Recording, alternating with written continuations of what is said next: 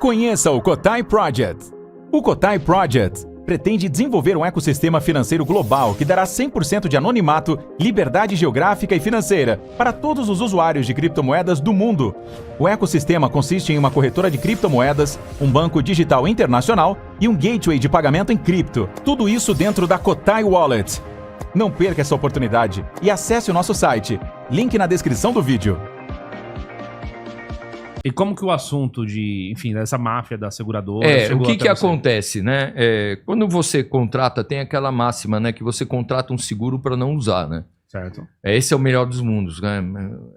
Reze para que você não tenha um sinistro. Porque se você tiver, muito provavelmente você vai ter um dissabor. Por quê? Se o sinistro for de perda total, né? Um roubo, furto, um incêndio... ou uma colisão de grande monta, né? Assim, de grande monta não, de perda total, para a gente separar as duas coisas, que é o quê? Quando o valor do reparo ultrapassa 75% do valor do veículo na tabela FIP. Aí tá tudo certo, você vai receber o valor da tabela FIP, tá tudo direitinho. Mas se for abaixo, você entra no que eles chamam de perda parcial, não perda total. E a seguradora vai te indenizar o reparo. Então, assim, a seguradora ela vai forçar a barra para você levar o carro numa oficina credenciada, que é uma oficina parceira da seguradora. Já começa por aí. Começa por aí o problema. A seguradora, ela fornece peça para a oficina. Esse é o primeiro ponto. Que peças que ela fornece? Eu acompanhei o GOI em Santos e eu acompanhei a Divecar aqui em São Paulo. O GOI é o Grupo de Operações Especiais. Exatamente. Tá. Porque eu tenho uma especialidade, eu conheço muito dessa matéria, como eu disse. Estou há 25 anos trabalhando só muito com perícia dessa área de automóveis, então eu fui acompanhar, eles me chamaram, inclusive numa das operações que foi daqui de São Paulo, foi ameaçado pela pessoa que estava cometendo o crime, vendendo peças para seguradoras. E em Santos eu acompanhei a apreensão de peças que tinham acabado de chegar. Então assim, são peças paralelas, né? Então ela primeiro força a barra nesse sentido. E existe uma outra situação que é o valor da hora que a seguradora paga para a oficina e a quantidade de horas que ela paga. Então, por exemplo, eu tenho até aqui uma colinha que eu fiz da quantidade de horas para troca de uma seguradora grande, inclusive, para troca de uma porta de uma Land Rover. A dianteira, 2,21 horas. Puxa vida, que precisão. 0,21 horas. O cara tem que ser bom mesmo ali. O cara tá ali no cronômetro para medir. A outra, aquela porta traseira, 2,06 horas. Mas por quê? De onde veio essa precisão? Muito simples. Quando a tabela tempária, né, de tempo, com o nome original chama baremo, foi criado, né, lá atrás, o número de horas era, sei lá, 4 horas. Aí o que eles vão fazendo com o tempo? Você acha que vão lá e cronometrar? Nós temos hoje quantos? 6 mil, 7 mil modelos de veículos ativos no mercado, com suas especificidades. Você acha que vão pegar lá 7 mil vezes 4, colocar em 4 oficinas e cronometrar a desmontagem?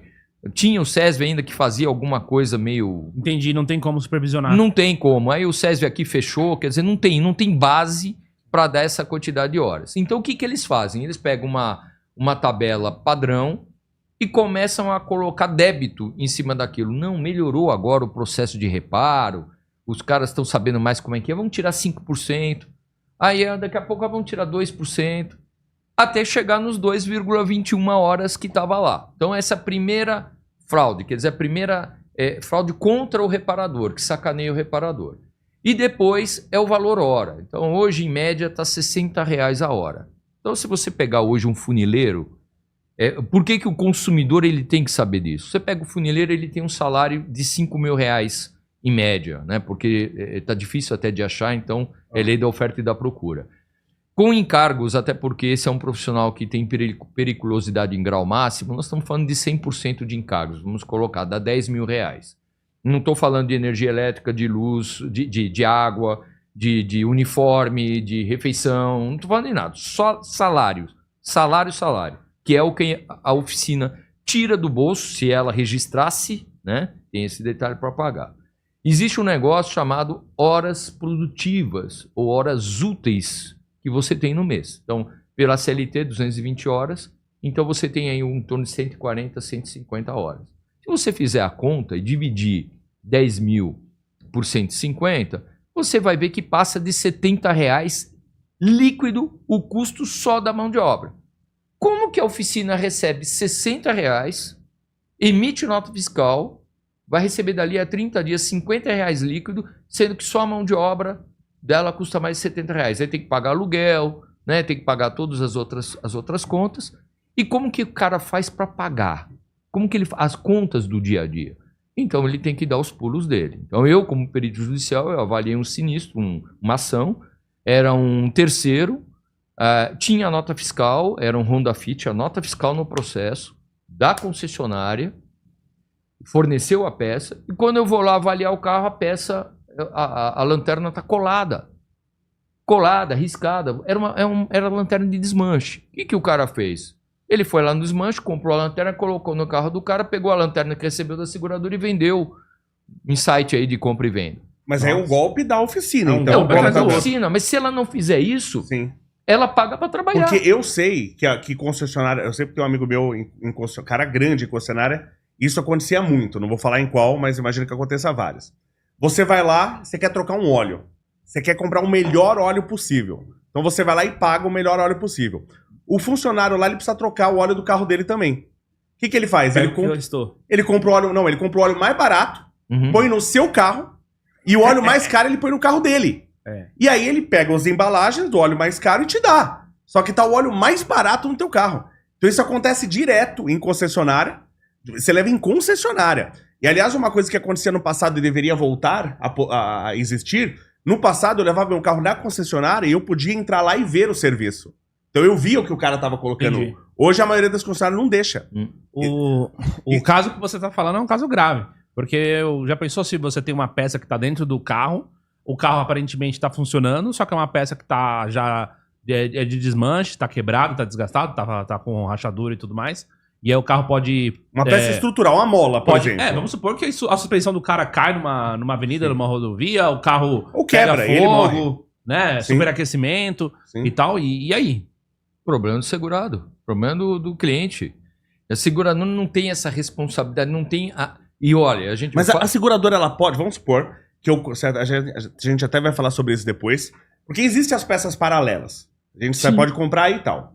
Essas peças, as não originais, tá? Você pode comprar ela legalmente, uma peça paralela? Existe a peça paralela? Claro, pode. Veja, o que eu digo sempre é assim, a partir do momento que você paga por um serviço, que é o serviço do seguro, e aí, aqui a gente está falando muito de seguradora, não é seguradora instituição, tá? A gente tem que ver que as seguradoras, elas são administradas por pessoas. Nós estamos falando de pessoas.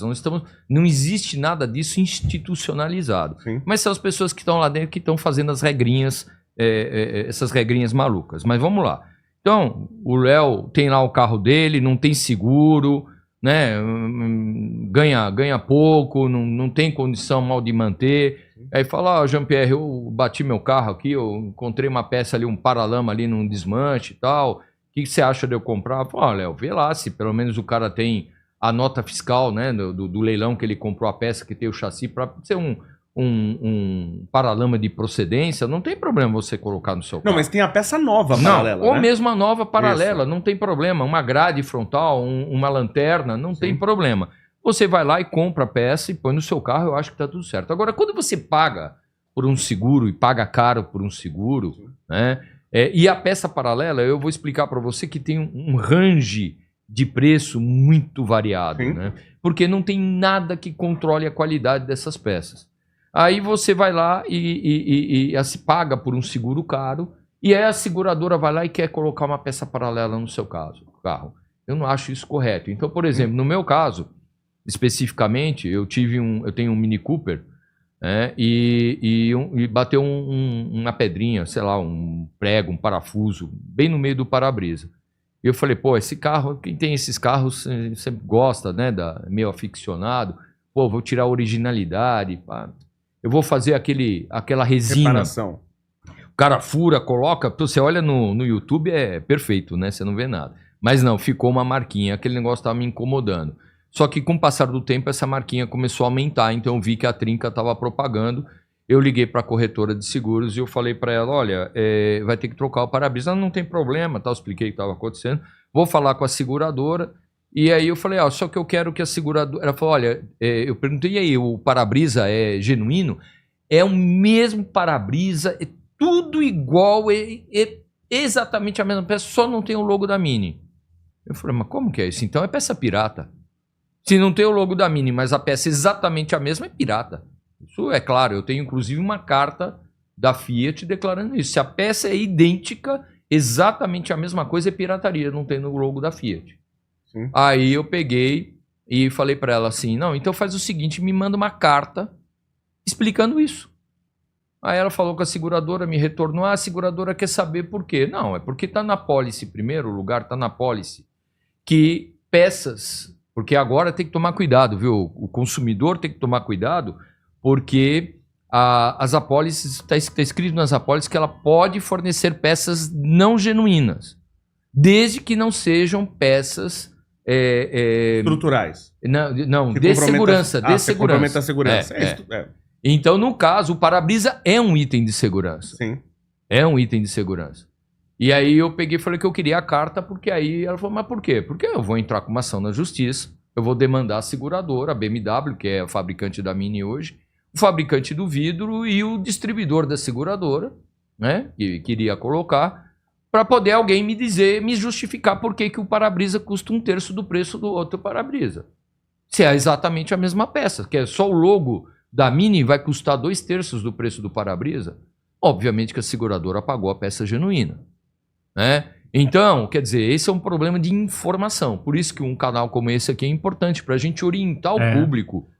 Né? Isso daí, o cara numa dessa toma um golpe fácil. Toma um golpe fácil. E aí a seguradora lucra, né? Quer dizer, ela trabalha com menor despesa, né? O senhor não é claro, a área específica do senhor, mas o senhor tem noção por que peça de reposição, no geral, ela é tão cara no Brasil? E eu tô falando isso, peça assim, ou peça de reposição, ou uma peça que você vai colocar como acessório. Eu tô falando que quando eu peguei meu último carro agora, eu fui colocar o engate. Uhum. Fui lá no cara que eu sempre vou, R$650. É um tubo de aço inox, basicamente. Um tubo de aço inox. Não é pra ser uma coisa absurdamente cara. Uhum. R$650, instalado, bonitinho. Aí, quando eu fui pegar o carro, me ligaram da concessionária assim, e não é a concessionária. É um terceirizado. É um terceiro que eles dentro. contratam. Você quer colocar aqui o engate aqui? Já sai com a garantia, né? Uhum. Falei, bacana. Falei, quanto custa? Né? Que eu já tinha visto o orçamento, 650. Quanto custa aí? Ah, R$7 mil. Eu falei, porra, R$650 pra 7 mil? Pô, até 7 mil, até outro dia, até um tempo atrás, eu comprava um carro. Eu lembro que não é não? Você compra, até não tanto tempo, você comprava um carro com 7 mil. Agora, só um engate? Você tem noção por que esse tipo de coisa é tão cara no Brasil? Eu vou até fazer uma analogia, voltando ainda à questão do seguro, com relação à concessionária. A seguradora paga, no máximo, talvez tenha uma ou outra que ela pague um pouquinho, mas R$120 a hora de funilaria e pintura para a concessionária. A mesma concessionária cobra de mecânica R$480 a hora.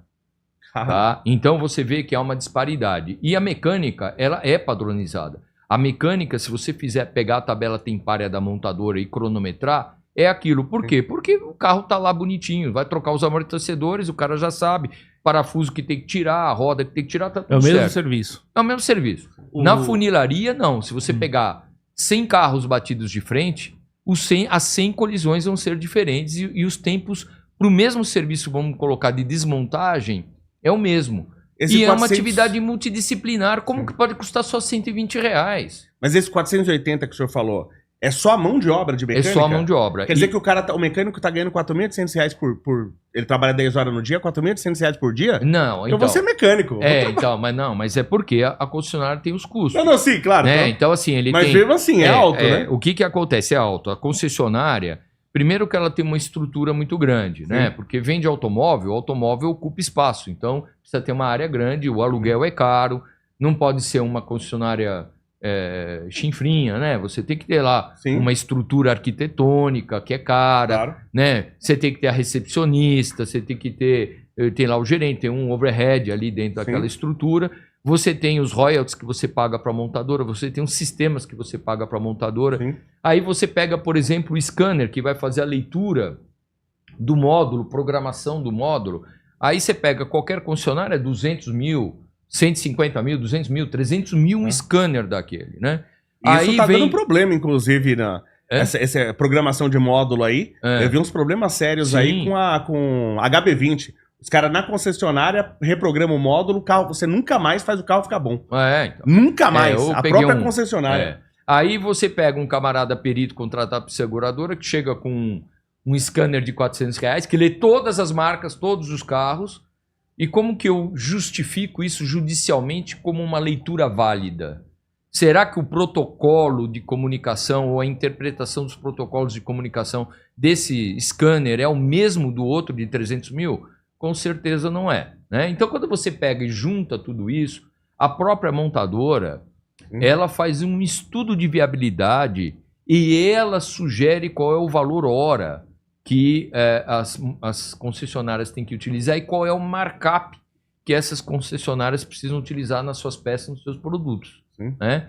Então, por isso que termina encarregando um pouco no preço das peças. E as próprias peças que não são as mesmas, né? Então, você pega o próprio exemplo do para-brisa, né? Então, você vê, é o mesmo fabricante de fato do para-brisa genuíno, quer dizer, ele vai lá, fabrica para BMW, para Mini, coloca o logo da Mini, e ele vai lá e fabrica para a seguradora ou para o mercado paralelo o mesmo para-brisa por um terço do preço. Quer dizer, o que está acontecendo aí? É o mesmo produto? É só o logo? Ou tem alguma coisa que a gente não está vendo? Né? Então, essa é a minha preocupação. Por exemplo, o óleo lubrificante que você falou. O óleo lubrificante, o que ele é? É o óleo básico mais aditivos. A aditivação ela custa mais cara do que o óleo. Então, uma das fraudes comuns que a gente vê em posto de gasolina, muitas vezes na beira da estrada, o cara compra o óleo básico e vende para o cliente, ó, promoção, troca de óleo, não sei o quê, extremamente barato, é o óleo básico. Dali a 1.000 quilômetros você está com borra no teu carro, não sabe por quê. Porque não tem os detergentes, né, os aditivos, né, que são aplicados no óleo. Então, tem que tomar muito cuidado com isso, né? Então, eu vejo nesse sentido, né? A diferença de preço gritante, ela está nesses dois fatores, na mão de obra qualificada, e aí o carro em garantia tem que se tomar muito cuidado, né? E eu falo, inclusive, para os consumidores, para clientes, eu bati o carro, a seguradora quer mandar lá na oficina credenciada, o carro está em garantia? O carro está em garantia ainda de fábrica, então é concessionária, filho. Se você levar lá na oficina, você perde a garantia. Quer dizer, pode perder, né? Mas muito com certeza vai perder. Vai perder. Então leva no concessionário.